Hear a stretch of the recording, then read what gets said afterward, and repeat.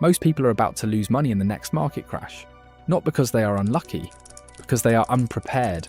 When prices drop 30, 40, maybe 50%, they will panic, they will sell, and they will lock in losses they never had to take. But a small group of investors will do the exact opposite. They will walk out of that crash wealthier than when it started. In this video, I'm going to show you the exact compounding strategy that makes that possible. 3 moves you can set up before the market falls, and the third one is the one most people completely ignore, even though it is the one that does the most damage when they skip it.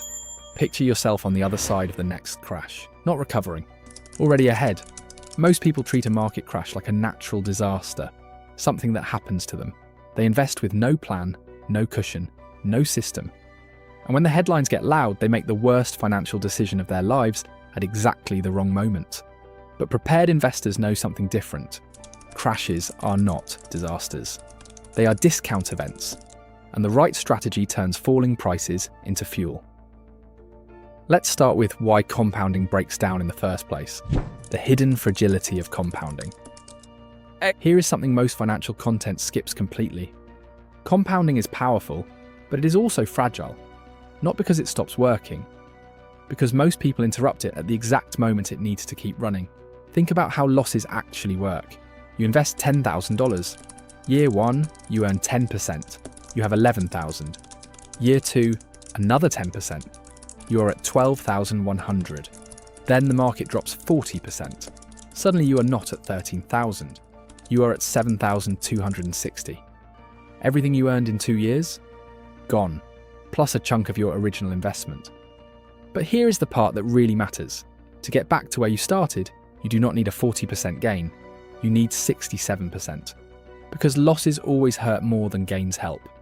This is called the asymmetry of losses, and it is the most important math concept almost nobody talks about. Now picture what happens when someone panics and sells at the bottom. They do not just lock in the loss, they miss the recovery. And according to research, many of the best single trading days in market history happen during or immediately after crashes. 7 of the 10 best days in S&P 500 history occurred during the 2008 financial crisis. Miss those days, and your returns do not just slow down, they collapse. This is why the goal is never to avoid crashes. Crashes are coming. The goal is to never interrupt your compounding when they arrive. And that requires 3 very specific things set up in advance. The first move, build a wall between life and investing. The biggest reason people panic sell during crashes has nothing to do with investing psychology. It is simpler than that. They need the money. Job losses, medical costs, unexpected repairs. These tend to cluster around economic downturns. And when they hit someone with no cash buffer, that person is forced to sell investments at the worst possible moment. Not because they chose to, because they had no other option. This is why the first move is building a real emergency fund. Not 2 weeks of expenses. 3 to 6 months of your full living cost sitting in a high-yield savings account, completely separate from your investments. Something earning 4 or 5% while it waits. It is not glamorous, it will not make you rich on its own, but it is the wall that stands between a bad month and a permanently damaged compounding machine. The people who came out ahead of the 2008 crash were not smarter than everyone else. Most of them simply did not need to sell.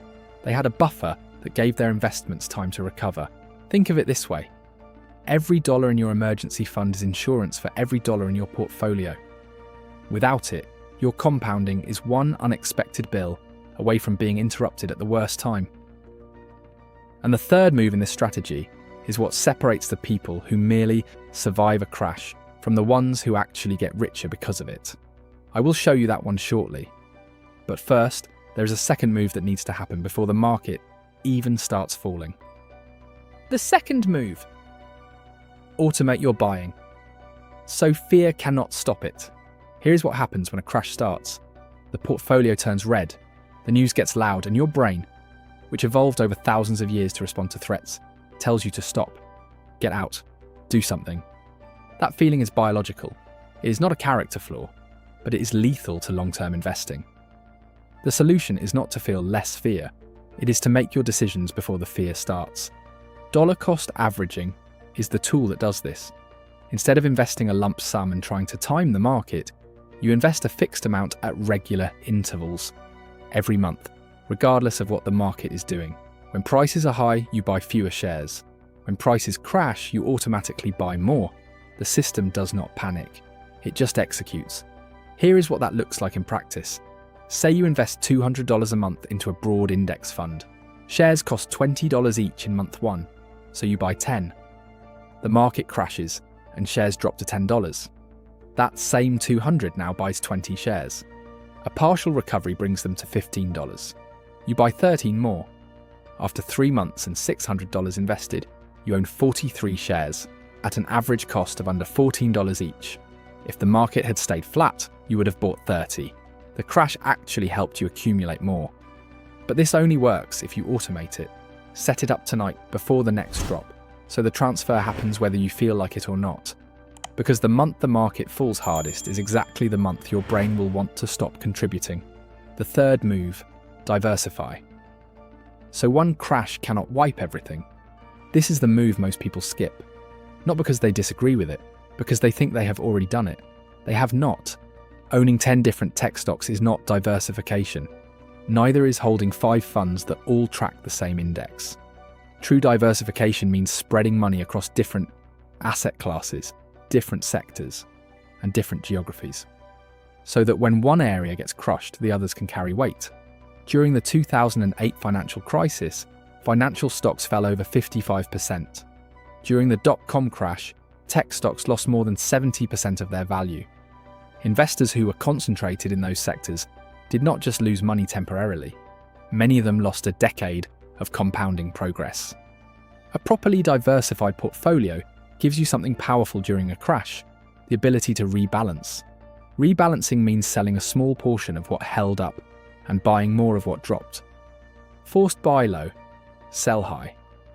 The opposite of what panic sellers do.